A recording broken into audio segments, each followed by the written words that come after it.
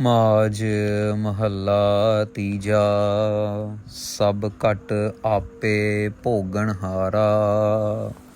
113 अंग के ऊपर धन धन श्री गुरु अमरदास जी महाराज बहुत ही सुंदर गुरबाणी उच्चारण कर रहे हैं। साथ संगत जी आओ बड़े ही प्यार से समझने की कोशिश करते हैं। क्या जीवन जांच गुरु ग्रंथ साहिब जी महाराज हमें सिखा रहे हैं। जिस जांच को अपने जीवन में अमल करके 84 लाख जूनों से अपना छुटकारा पाया जा सकता है। अपने घरों का दुख कलेश दर्द रोग इस सब की निर्वृत्ति हो सकती है। सब घट आपे भोगनहारा।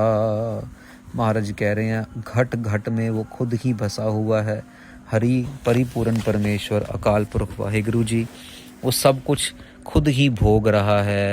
भोगने का मतलब है साथ संगत जी कि सब आनंद हर्षोल्लास वो सब का सब खुद ही लगा हुआ है।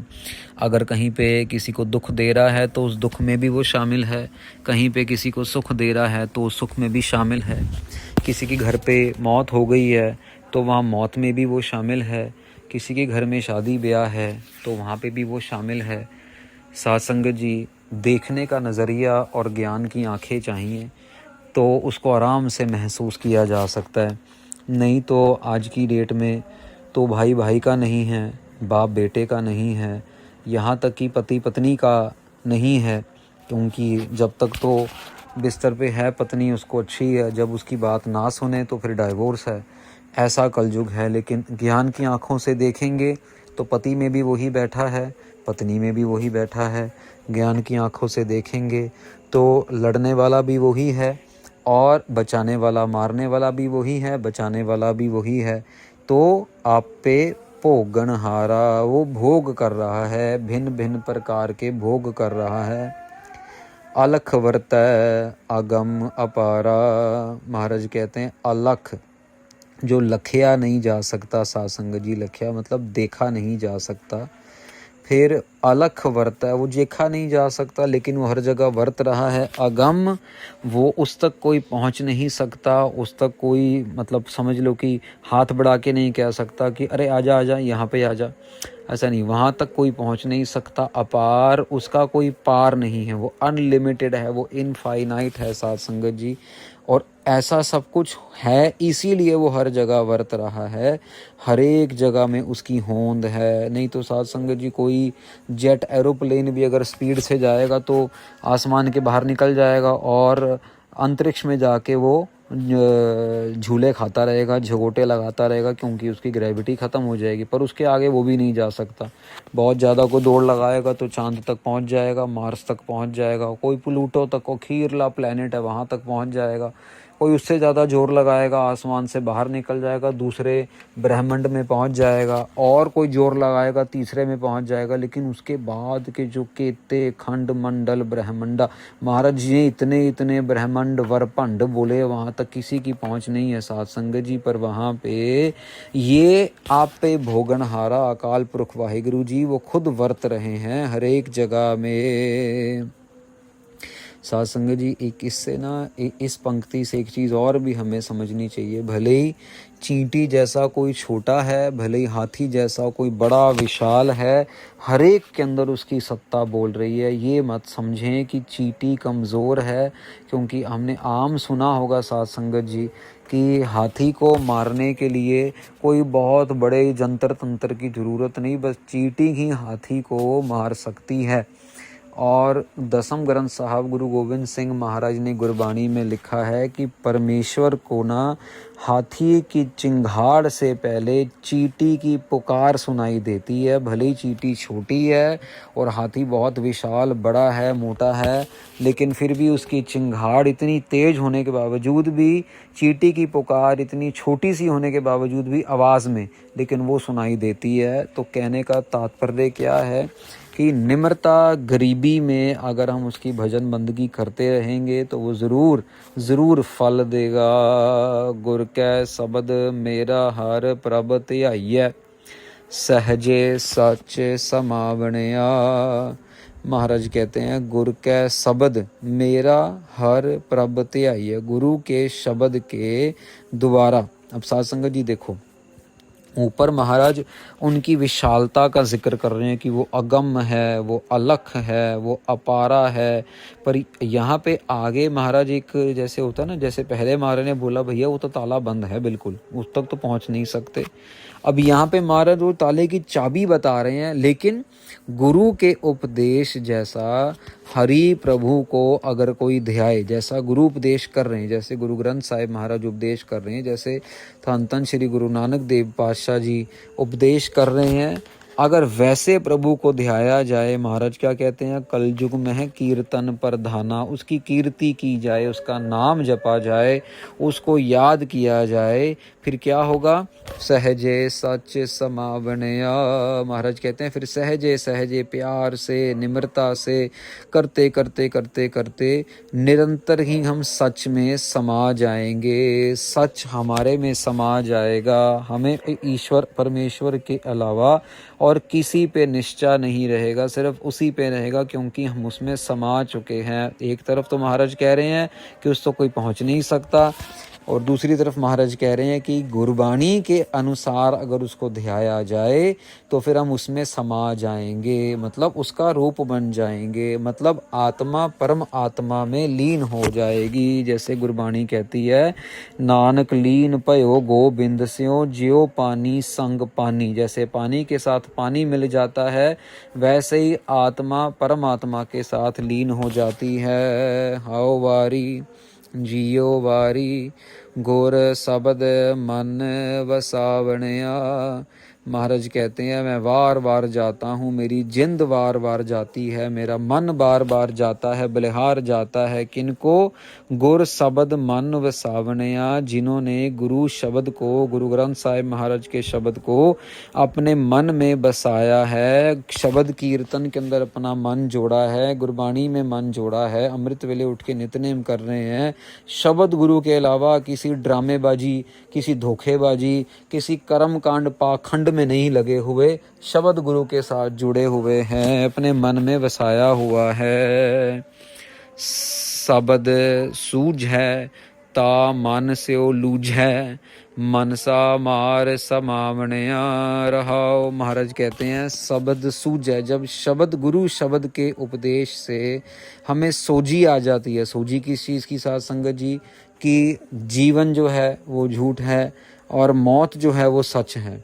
जब हमें परलोक की सोझी आ जाती है, जब हमें ये याद रहना शुरू हो जाता है कि हमने तो जाना है, बस कभी भी जा सकते हैं, हमारी मौत तो निश्चित है, अगले मिनट भी हो सकती है, 1 घंटे बाद भी हो सकती है, 1 साल बाद भी हो सकती है, 10 साल बाद भी हो सकती है, लेकिन मौत निश्चित है।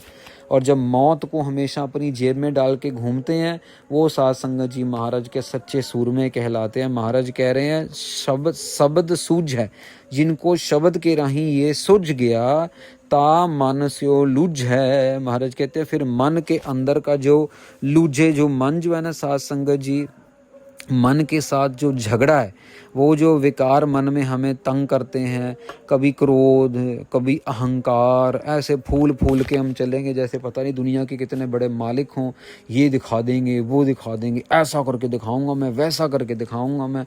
तो जो हमारे अंदर जो लूझ है, ता मन से वो लूझ है, जो मन के अंदर जो झगड़ा है ना साध संगत जी, वो मन के अंदर से हटता चला जाता है। मनसा मार समावणया, हमारे जो मन की मनशा है, आशा है, निराशा है, ये सब की सब जो हैं ये मरती चली जाती हैं साध संगत जी, क्योंकि हमें फिर शब्द गुरु पे भरोसा होता है। और शब्द गुरु हमें एक चीज़ सिखा रहा है, हुक्म अंदर सब को, बाहर हुक्म ना कोई भी। हुक्म के अंदर रहना है और हुक्म के अंदर ही जीना है, ये शब्द सिखा रहा है। रहाओ विश्राम देते हैं। पंचदूत मोह संसारा, महाराज कहते हैं 5 दूत हैं जिन्होंने सारे के सारे संसार को लूटा हुआ है, लूट रहे हैं। पता ही नहीं है किसी को भी कि कौन से 5 दूत हैं साध संगत जी। काम है, क्रोध है, लोभ लालच है, मोह है, माया का मोह, बच्चों का मोह, अपना मोह, कपड़ों का मोह, गाड़ी का, बंगले का मोह है, सामान का, फ़ोन का, लैपटॉप का, घड़ी का, सबका मोह है साध संगत जी, और सबसे बड़ा इनका सबका बाप अहंकार। साध संगत जी ये 5 दूत बोले महाराज ने, ये हमें 5 दूत लूट रहे हैं। मोह है संसारा, ये पूरे संसार को समझ लो कि लूट रहे हैं, लूटते जा रहे हैं। मनमुख अंधे सुध न सारा। साध संगत जी मनमुख लोग जो हैं, जिनके पास वैराग नहीं है, जिनके पास ज्ञान नहीं है, जिनके पास ज्ञान के नेत्र नहीं हैं, वो अंधे हैं। और शुद्ध ना सारा, उनको कोई शुद्धि नहीं, सोजी नहीं है। सारा यहाँ पे साध संगत जी अर्थ आया श्रेष्ठ के लिए, भी उनके पास श्रेष्ठ मत नहीं है। श्रेष्ठ शुद्ध कहते हैं ना, शुद्ध की ना शुद्ध रही, बुद्ध की ना बुद्ध रही। जो शुद्धि जो हमारे अंदर के ख्याल हैं, वो श्रेष्ठ ना होने की वजह से लुटते चले जा रहे हैं। मनमुख लोग लुटते चले जा रहे हैं। गुरमुख होवे सो अपना घर राखै, पंच दूत शब्द पचावणिया। महाराज कहते हैं लेकिन गुरमुख जो हैं सो अपना घर राखा है, वो अपने घर अंतर आत्मे को बचा के रखते हैं, लूटने से बचाते हैं। बार बार अपने आप को शब्द गुरु के साथ जोड़ते हैं, सतनाम वाहिगुरु, सतनाम वाहिगुरु। नहीं ये गलत है, नहीं ऊंचा नहीं बोलना, नहीं काम की तरफ ध्यान नहीं देना, नहीं क्रोध में नहीं अपने आप को लपटना, नहीं हमने मोह नहीं करना। जाता है तो जाए कोई बात नहीं, माया ही है, जाएगी फिर आ जाएगी, नहीं भी आएगी तब भी कोई बात नहीं, हमें वाहिगुरु के हुक्म में रहना है। वो अपने घर को बचाते हैं। 5 दूत से शब्द पचावणिया, वो 5 दूतों से अपने आप को शब्द पचावणिया, शब्द की कृपा से वो 5 दूतों को जला देते हैं। पचावन का मतलब साध संगत जी जलाना, तो शब्द की कृपा से वो जला देते हैं। एक गुरमुख सदा सच्चा रंग राते। महाराज कहते हैं एक तरफ तो है भी गुरमुख जो कि सदा सच्चा रंग राते, जिनके मन के अंदर सच्चा रंग चढ़ा है। सच्चा रंग मतलब प्रेम का रंग। साध संगत जी आप बहुत फिल्में देखी होंगी, बहुत सीरियल देखे होंगे। जिस तरीके से फिल्मों में दिखाया जाता है एक आदमी और औरत का प्यार, मर जाएंगे। आपने रांझा, हीर, लैला, मजनू ये सब सुना होगा आपने कहानियाँ। ये साध संगत जी ये तो फिर दुनियावी प्रेम है। एक बारी ना इसी से जिक्र से याद आया, यहाँ पे तो महाराज परमेश्वर के प्रेम की बात कर रहे हैं। एक बार एक मौलवी जी अपना नमाज पढ़ रहे थे और ये हीर रांझा, तो जो हीर थी वो मौलवी जी के सामने से गुजर गई। और जब मौलवी जी के सामने से गुजरी तो मौलवी जी थोड़ा सा गुस्से में आके, तलखी में आके उनको पूछा क्या कर रहे हो तुम? मैं नमाज़ पढ़ रहा हूँ यहाँ पे, और तुम कहाँ है तुम्हारा ध्यान, तुम कहाँ जा रही हो? तो वो हीर कहती कि मैं तो अपने रांझा को ढूंढ रही हूँ। पर मौलवी जी मेरे को एक बात ये बताओ कि आप नमाज़ पढ़ रहे हो, आपका ध्यान तो अल्लाह की तरफ होना चाहिए, आपका ध्यान तो नमाज की तरफ होना चाहिए। आपको इससे क्या लेना कि मैं कहाँ जा रही हूँ? आपका ध्यान मेरी तरफ क्यों रहा? इसका मतलब आपका प्यार अल्लाह की तरफ पूरा नहीं है। तो मौलवी जी ने उसको बोला भी तू कहाँ ढूंढ रही है, वो ये कोई प्यार थोड़ी ना होता है ऐसा। तो इस बात को लेके हीर ने जवाब दिया कि आपका भी प्यार अधूरा है, क्योंकि आपका ध्यान मेरी तरफ है, अल्लाह की तरफ नहीं है। तो मतलब एक सिर्फ एक वाक़या आता है हीर रांझा की लाइफ के अंदर। यहाँ पे साध संगत जी ये सच्चे रंग की बात हो रही है। अगर गुरमुखों को सच्चा रंग लग जाता है और सदीवी सच्चा रंग लग जाता है, सहजे प्रभ से वह अन दिन माते, वो प्रभु अकाल पुरख वाहिगुरु जी को अन दिन रात दिन सेवा करते हैं। वो सेवा करते करते सेवा के ही नशे में रहते हैं, प्यार के नशे में। माते मतलब नशा, नशे में, प्यार के नशे में रहते हैं। मिल प्रीतम सच्चे गुण गावह, हर दर शोभा पावनया। महाराज कहते हैं प्रीतम को मिलके सच्चे के गुण गाते हैं। कौन? गुरमुख जन। और हर दर शोभा पावनया। महाराज कहते हैं फिर हरि के दर पे, अकाल पुरख वाहिगुरु जी के दर पे उनको शोभा मिलती है। यहाँ भी शोभा मिलती है साध संगत जी, और दरगाह में भी वो शोभा पाते हैं।